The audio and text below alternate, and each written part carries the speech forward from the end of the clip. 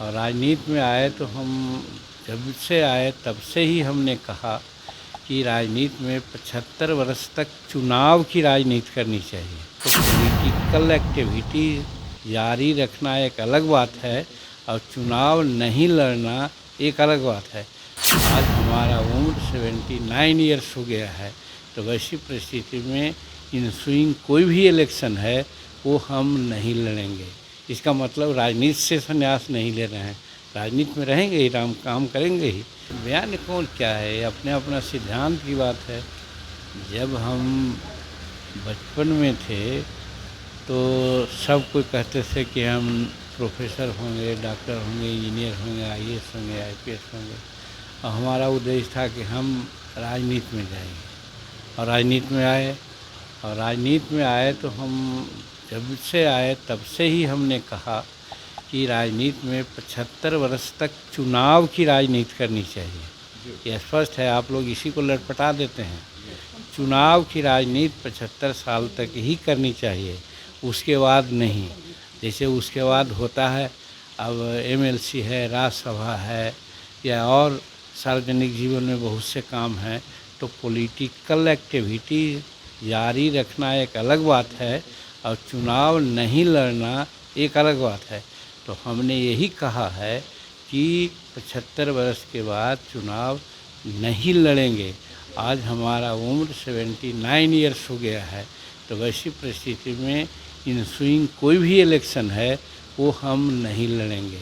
इसका मतलब राजनीति से संन्यास नहीं ले रहे हैं, राजनीति में रहेंगे ही, काम करेंगे ही। बहुत राजनीति में काम करने का उपाय है। वही चर्चा हो गई कि राजनीति से संन्यास ले रहे हैं। नहीं, यही तो गलत आप लोग करते हैं चलाने के लिए। राजनीति से संन्यास होने का आदमी सामाजिक सेवा के लिए जब अपने को ढाल दिया है तो वो तो मरते मरते तक राजनीति करेगा वो, लेकिन चुनाव नहीं लड़ेंगे। चुनाव में होता है कि जनता की अपेक्षाएं होती है, काम करना होता है। आज आए हैं भट दिल्ली से, और कल हमको जाना है गया, और क्षेत्र में 2-3 दिन जाने की बात है। खुसरूपुर में नंगा करके मारा गया है एक महिला को, वहाँ जाना है। तो ये सब सेवा है, राजनीति ये सब करेंगे। कहने का मतलब ये चुनाव नहीं लड़ेंगे, बाकी सारा काम हम करेंगे, हमने यही कहा है। सर, दिल्ली में आपकी बात हुई है गृह मंत्री से, क्या किन मुद्दों पे चर्चा हुई है? क्योंकि अभी देखिए, एनडीए में जब हम आए हैं तो एनडीए में आने के बाद औपचारिक रूप में एनडीए के नेताओं से मुलाकात करना फ़र्ज मेरा बनता है, इसलिए उनसे समय मांगा था। और हम धन्यवाद देते हैं कि उन्होंने समय दिया, और हम और संतोष कुमार सुमन जी पूर्व मंत्री दोनों, अमित शाह जी माननीय गृह मंत्री से हम लोग मिले, बिहार के राजनीति के बारे में बात किया। हमने उनको धन्यवाद दिया कि आपने हमको अपने फोल्ड में रखा है। और फिर कुछ अवसरों पर ऐसा आया है कि प्रधानमंत्री जी ने हमको काफ़ी तवज्जो दिया है, चाहे 18 जून का मामला हो या फिर वाजपेयी जी के पुण्यतिथि के अवसर पर का मामला हो। ये सब जगह बढ़ चढ़ करके दूसरे नेता हैं, उनसे बढ़ चढ़ करके इंडिकेट करके हमको उन्होंने कहा, हाल चाल पूछा। तो ये सब बातें हुई और हमने धन्यवाद दिया।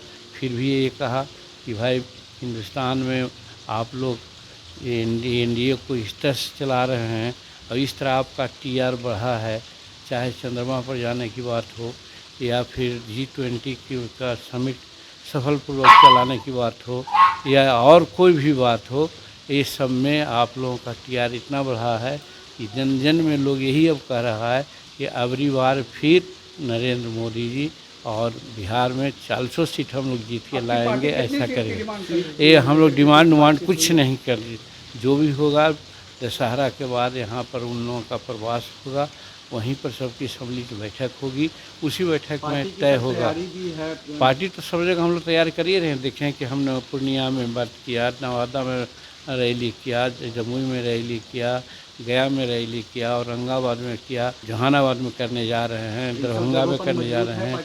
एकदम जहाँ जहाँ हमारा बेस है वहाँ हम मजबूत कर अपने यहाँ मजबूती से से चुनाव लड़वाना चाहेंगे? नहीं एनडीए को हम मदद करना चाहेंगे। कोई भी एनडीए का कैंडिडेट होगा, अगर हमारा कैंडिडेट होगा तो वही मदद करेंगे, दूसरा कैंडिडेट होगा तो वही मदद करेंगे।